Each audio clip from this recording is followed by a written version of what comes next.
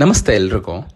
8ನೇ ವೇತನ ಆಯೋಗ ರಚನೆ ಇಲ್ಲ, ಕ್ವಶನ್ ಮಾರ್ಕ್ ಬರ್ತಾ ಇದೆ. ಬಿಗ್ ಅಪ್ಡೇಟ್ ಏನಂದರೆ 8th ಪೇ ಕಮಿಷನ್ ಏನಿದೆ, ಕೇಂದ್ರ ಸರ್ಕಾರಿ ನೌಕರರು ನರೇಂದ್ರ ಮೋದಿ ನೇತೃತ್ವದ ಸರ್ಕಾರ ಯಾವಾಗ 8ನೇ ವೇತನ ಆಯೋಗ ರಚನೆ ಮಾಡಲಿದೆ ಅಂತ ತುಂಬ ಜನ ಕಾಯ್ತಾ ಇದ್ದಾರೆ. 2024-25ನೇ ಸಾಲಿನ ಪೂರ್ಣ ಪ್ರಮಾಣದ ಬಜೆಟ್ನಲ್ಲಿ ವೇತನ ಆಯೋಗ ರಚನೆ ಕುರಿತು ಯಾವುದೇ ಒಂದು ಘೋಷಣೆ ಮಾಡಬಹುದು ಅಂತ ಕಾಯಿದ್ರು. ಬಟ್ ಆದರೆ ಅಲ್ಲಿ ಯಾವುದೇ ಒಂದು ಘೋಷಣೆ ಮಾಡಲಿಲ್ಲ. ಓಕೆನಾ. ಆಯೋಗ ಕುರಿತು ಕೂಡ ಒಂದು ಏನಾಗ್ತಿದೆ ಅಂದರೆ, ಇಲ್ಲಿ ಆಯೋಗ ಕುರಿತು ಒಂದು ಹೊಸ ಅಪ್ಡೇಟ್ ಬರ್ತಿದೆ. ಏನಂದರೆ, ಸುಮಾರು 1 ಕೋಟಿ ಕೇಂದ್ರ ಸರ್ಕಾರಿ ನೌಕರರು, ಪಿಂಚಣಿದಾರರು ಸರ್ಕಾರ 8ನೇ ವೇತನ ಆಯೋಗ ರಚನೆ ಮಾಡಲಿದೆ. ಆಯೋಗದ ಶಿಫಾರಸ್ಸಿನ ಅನ್ವಯ ವೇತನ, ಭತ್ಯೆ, ಪಿಂಚಣಿ ಏರಿಕೆಯಾಗುತ್ತೆ ಅಂತ ತುಂಬ ಜನ ಕಾಯ್ತಾ ಇದ್ದಾರೆ. ಆದರೆ ಸರ್ಕಾರ ಇನ್ನೂ ಸಹ 8ನೇ ವೇತನ ಆಯೋಗ ರಚನೆ ಕುರಿತು ಯಾವುದೇ ಒಂದು ಘೋಷಣೆ ಮಾಡಿಲ್ಲ. ಯಾವ ಸಚಿವರು ಕೂಡ ಇದ್ರ ಬಗ್ಗೆ ಹೇಳಿಕೆ ನೀಡಿಲ್ಲ.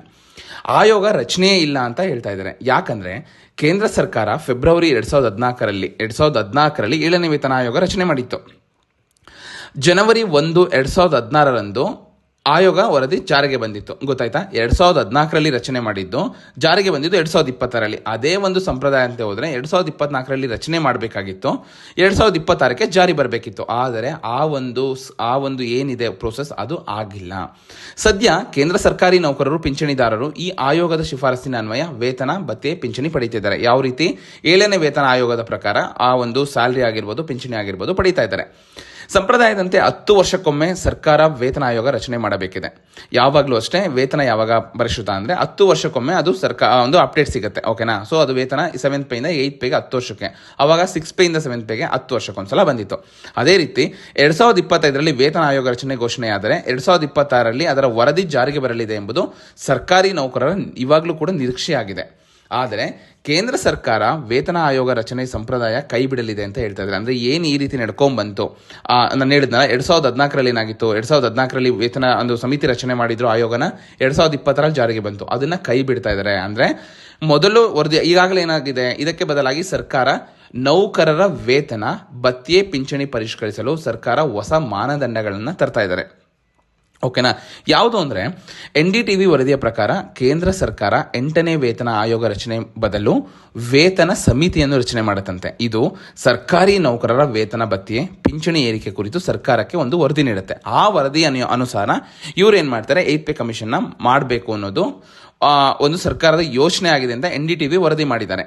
ಈ ವರದಿಯನ್ನು ಆಧರಿಸಿ ಸರ್ಕಾರ ಈ ಕುರಿತು ತೀರ್ಮಾನ ಮಾಡಲಿದೆ ಅಂತ ಹೇಳಿದ್ದಾರೆ. ಓಕೆನಾ. ಸೊ ಕೆಲವು ದಿನಗಳ ಹಿಂದೆ ಅಖಿಲ ಭಾರತ ರೈಲ್ವೆ ಮೆನ್ ಫೆಡರೇಷನ್ ಪ್ರಧಾನ ಕಾರ್ಯದರ್ಶಿ ಯಾರಿದ್ದಾರೆ, ಶಿವಗೋಪಾಲ್ ಮಿಶ್ರಾ ಅವರು ಕೂಡ ಹೇಳ್ತಾರೆ, 8ನೇ ವೇತನ ಆಯೋಗ ರಚನೆ ಮಾಡುವ ಕುರಿತು ಕೇಂದ್ರ ಸರ್ಕಾರ ತಕ್ಷಣ ತೀರ್ಮಾನ ಕೈಗೊಳ್ಳಬೇಕು ಎಂದು ಕೇಂದ್ರ ಹಣಕಾಸು ಸಚಿವಾಲಯಕ್ಕೆ ಪತ್ರ ಕೂಡ ಬರೆದಿದ್ದಾರಂತೆ. ಅವರು ಯಾರು, ಶಿವಗೋಪಾಲ್ ಮಿಶ್ರಾ. ಈ ಒಂದು ಹೇಳಿಕೆಯನ್ನು ಉಲ್ಲೇಖಿಸಿ ವೇತನ ಸಮಿತಿ ರಚನೆ ಮಾಡಲಾಗುತ್ತದೆ ಅಂತ ಕೂಡ NDTVಯಲ್ಲಿ ವರದಿ ಮಾಡಿದ್ದಾರೆ. ಎಷ್ಟು ಸತ್ಯಾಸತ್ಯತೆಯಿಂದ ನಾವು ಮುಂದಿನ ದಿನಗಳಲ್ಲಿ ತಿಳ್ಕೋಬೇಕು. NDA 3.0 ಸರ್ಕಾರ ಏನಿದೆ, ಒಂದು 3.0 ಸರ್ಕಾರ ಅಧಿಕಾರಕ್ಕೆ ಬಂದ ಬಳಿಕ ಸಹ 8ನೇ ವೇತನ ಆಯೋಗ ರಚನೆ ಕುರಿತು ಯಾವುದೇ ಒಂದು ಅವರು ಸುಳಿವು ಕೊಡಲಿಲ್ಲ. ಮತ್ತು ಬಜೆಟಲ್ಲೂ ಕೂಡ ಅವರು ಯಾವುದೇ ಒಂದು ಇದ್ರ ಬಗ್ಗೆ ಉಲ್ಲೇಖ ಮಾಡಿರಲಿಲ್ಲ. ಸದ್ಯ ಸಂಸತ್ ಚಳಿಗಾಲದ ಅಧಿವೇಶನ ನಡೆಯುತ್ತಿದೆ. ರಾಜ್ಯಸಭಾ ಕಲಾಪದಲ್ಲಿ ಹಲವು ಸದಸ್ಯರು ಕೂಡ ಇದ್ರ ಬಗ್ಗೆ ಕ್ವಶನ್ ಮಾಡಿದ್ದಾರೆ. ಯಾವಾಗ ರಚನೆ ಮಾಡ್ತೀರಾ, ನೆಕ್ಸ್ಟ್ ಬಜೆಟಲ್ಲಿ ಏನಾದರೂ ಬರುತ್ತಾ, ಸೊ ಏನಿದು ಅಪ್ಡೇಟ್ ಅಂತ ಕೇಳ್ತಾ ಇದೆ. ಸೊ ಯಾವುದೇ ರೀತಿ ಇದಕ್ಕೆ ಉತ್ತರ ಇನ್ನೂ ಸದ್ಯಕ್ಕೆ ಇಲ್ಲ. ಓಕೆನಾ. ಸೊ ಅವರು ಇನ್ನೊಬ್ಬ ಆದರೆ ಸಚಿವ ಪಂಕಜ್ ಚೌಧರಿ ಏನು ಹೇಳಿದ್ದಾರೆ ಅಂದರೆ, 8ನೇ ವೇತನ ಆಯೋಗ ರಚನೆ ಕುರಿತು ಯಾವುದೇ ಪ್ರಸ್ತಾವನೆ ಪರಿಗಣನೆ ಇಲ್ಲ ಅಂತ ಕೂಡ ಅವರು ಸ್ಪಷ್ಟಪಡಿಸಿದ್ದಾರೆ. ಸೊ ಆದರೆ ಕೇಂದ್ರ ಸರ್ಕಾರಿ ನೌಕರರು, ಪಿಂಚಣಿದಾರರು 2025-26ನೇ ಸಾಲಿನ ಬಜೆಟ್ನಲ್ಲಿ ಸರ್ಕಾರ ಒಂದು 8ನೇ ವೇತನ ಆಯೋಗ ರಚನೆ ಕುರಿತು ಘೋಷಣೆ ಮಾಡಬಹುದು ಅನ್ನೋ ಒಂದು ನಿರೀಕ್ಷೆಯಲ್ಲಿ ತುಂಬ ಜನ ಇದ್ದಾರೆ. ಸೊ ಎಲ್ಲರಿಗೂ ಒಂದು ಒಳ್ಳೇದಾಗಲಿ. 8ನೇ ವೇತನ ಏನಿದೆ, 7ನೇ ವೇತನದಿಂದ 8ನೇ ವೇತನ 8th ಪೇ ಕಮಿಷನ್ ಏನಿದೆ ಅದು ಜಾರಿ ಬರಲಿ ಅನ್ನೋದೇ ಒಂದು ಆಶಯ. ಓಕೆನಾ. ಸೊ ಇದೇ ರೀತಿ ಹೆಚ್ಚಿನ ಮಾಹಿತಿಗಾಗಿ ನನ್ನ ಯೂಟ್ಯೂಬ್ ಚಾನಲ್ನ ಸಬ್ಸ್ಕ್ರೈಬ್ ಮಾಡಿ, ಇದೇ ರೀತಿ ಸಪೋರ್ಟ್ ಮಾಡ್ತಾ ಇರಿ. ಧನ್ಯವಾದಗಳು.